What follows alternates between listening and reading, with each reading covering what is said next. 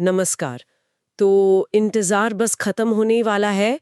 Daemon Slayer Kimetsu no Yaiba the movie Infinity Castle arc part 1 Japan में तो आ गई है। हाँ, रिलीज हो चुकी है वहाँ। और यहाँ भारत में 12 सितंबर, ज्यादा दूर नहीं है। बिल्कुल, और सोशल मीडिया पर तो मतलब एक तरह का तूफान सा आया हुआ है। हाँ, जबरदस्त चर्चा है। तो आज हम इसी पर थोड़ी गहराई से बात करेंगे। जो शुरुआती रिव्यूज आए हैं, जो खबरें हैं, क्या ये फिल्म वाकई उम्मीदों पर खरी उतर रही है? हाँ, कोशिश यही रहेगी समझने की। इसकी खास बातें क्या हैं, टेक्निकली कितनी स्ट्रांग है, इमोशनली कितना कनेक्ट करती है, और हाँ, जो शुरुआती रिएक्शंस हैं फैंस के, क्रिटिक्स के, उन पर भी बात करेंगे। और जापान का बॉक्स ऑफिस तो कमाल ही कर रहा है, सुना है। अरे कमाल से भी ज्यादा, पहले वीकेंड में ही मुगेन ट्रेन का रिकॉर्ड तोड़ दिया। लगभग 6 बिलियन येन कमा लिए, मतलब करीब $40 मिलियन। बहुत बड़ा नंबर है ये। वाह। तो चलिए प्रोडक्शन से शुरू करते हैं। डायरेक्टर है हारुओ साटोजाकी और स्टूडियो जाहिर है यूफोटेबल। हाँ, ये कॉम्बिनेशन तो मतलब गारंटी जैसा है क्वालिटी का। और संगीत भी वही टीम, यूकी काजुरा और गोशिना। और थीम गाने एमर और लीसा के हैं ना। बिल्कुल। A world with the sun never rises, Aimer का, और shine in the cruel night, Lisa का। म्यूजिकल लेवल पर भी टॉप क्लास काम लगता है। फिल्म की लंबाई करीब 2.5 घंटे है ना, 155 मिनट। हाँ, पार्ट 1 है तो लंबाई ठीक ठाक है। अब आते हैं सबसे चर्चित चीज पर, एनिमेशन। सब कह रहे हैं कि ये यूफोटेबल का अब तक का बेस्ट है। क्या वाकई मुगेन ट्रेन से भी बेहतर? देखो, ये कहना कि बेस्ट है या नहीं ये तो सब्जेक्टिव हो सकता है, पर जो रिव्यूज आ रहे हैं, जो फुटेज देखी है, वो यही इशारा कर रही हैं।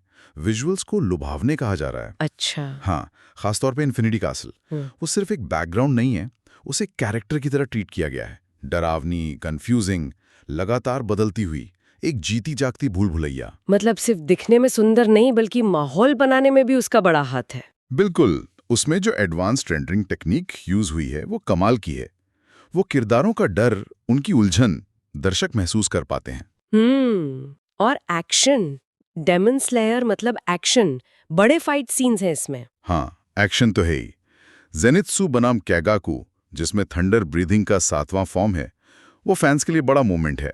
ओ अच्छा, 7th फॉर्म। हाँ, फिर शिनोबू बनाम डोमा, और क्लाइमेक्स में तंजीरो और ग्यू का आकाजा के साथ मुकाबला। ये सब बहुत इंटेंस और शानदार कोरियोग्राफ किए गए लगते हैं। लेकिन क्या सिर्फ एक्शन ही है या इमोशनल एंगल भी उतना ही मजबूत है? सुना है कुछ एनिमे ओरिजिनल सीन्स भी हैं। हाँ, ये बहुत जरूरी बात है। इस बार इमोशनल डेप्थ पर काफी काम किया गया है। कुछ नए सीन्स हैं जो मांगा में नहीं थे, वो कहानी को और बड़ा बनाते हैं। जैसे? सबसे खास आकाजा का किरदार।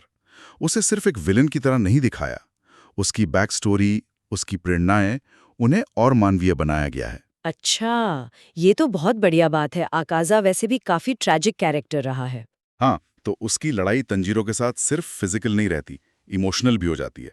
और दूसरे किरदारों को भी, जैसे हाशीरा हैं, छोटे डेमन स्लेयर दस्ते हैं, सबको अपने मोमेंट्स मिले हैं। बलिदान, संकल्प, ये सब है।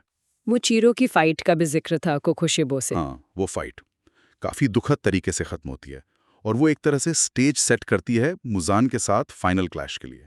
समझ गई। और म्यूजिक इसमें कैसे फिट होता है? म्यूजिक कमाल का है।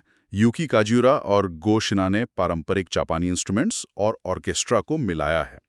एक्शन सीन्स में एड्रेनलिन रश देता है, और इमोशनल मोमेंट्स में मतलब दिल छू लेता है। शांत पलों ने भी टेंशन बनाए रखता है। तो फैंस का क्या कहना है? सोशल मीडिया पर क्या चल रहा है? फैंस तो दीवाने हो रहे हैं। यूफोटेबल का मास्टरपीस, भावनाओं का roller coaster, animation next level, इस तरह के कमेंट्स भरे पड़े हैं। लोग कहानी और किरदारों के इमोशनल आर्क की बहुत तारीफ कर रहे हैं। क्रिटिक्स भी तारीफ कर रहे हैं। लेकिन कुछ तो कमियां होंगी। ऐसा तो नहीं हो सकता कि सब कुछ ही परफेक्ट हो। हाँ, बिल्कुल। कुछ पॉइंट्स उठे हैं, जैसे पेसिंग।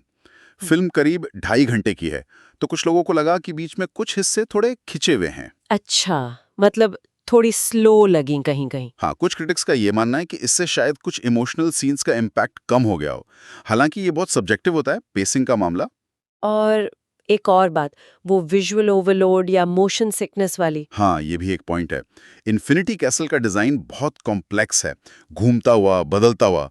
तो जब उसमें तेज एक्शन सीन्स होते हैं, कैमरा बहुत मूव करता है, तो हो सकता है कुछ दर्शकों को थोड़ी दिक्कत महसूस हो। थोड़ा भारी पड़ सकता है।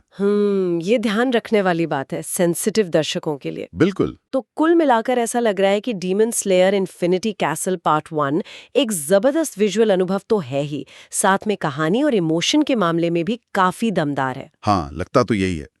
ये एनिमे सिनेमा के स्टैंडर्ड्स को और ऊपर ले जा रही है। शानदार एनिमेशन, इमोशनल कहानी और यादगार कैरेक्टर आर्क्स, ये सब मिलकर इसे फ्रेंचाइजी का एक मील का पत्थर बनाते हैं। तो क्या ये देखने लायक है? फैंस के लिए तो यकीनन होगी, पर क्या नए दर्शक भी एंजॉय कर सकते हैं? मेरे ख्याल से हाँ। हालांकि बैकग्राउंड पता हो को ज्यादा मजा आएगा, पर फिल्म अपने आप में इतनी शानदार है कि शायद नए लोगों को भी खींच ले। और ये तो बस शुरुआत है। सही कहा, ये तो ट्रिलॉजी का पहला भाग है। हाँ, अभी 2 और फिल्में बाकी हैं। आगे और ड्रामा, और बलिदान, और जाहिर है मुजान के साथ अंतिम लड़ाई। बहुत कुछ आना बाकी है। पर हम आज की ये चर्चा यहीं रोकते हैं, लेकिन एक सवाल के साथ कि इस पहले भाग के बाद जो किरदार बच गए हैं, उनका आगे क्या होगा? और मुजान के खिलाफ वो आखिरी लड़ाई, वो कितनी भयानक होने वाली है? सोचने वाली बात है। अगली फिल्म का इंतजार रहेगा इन सवालों के जवाब के लिए।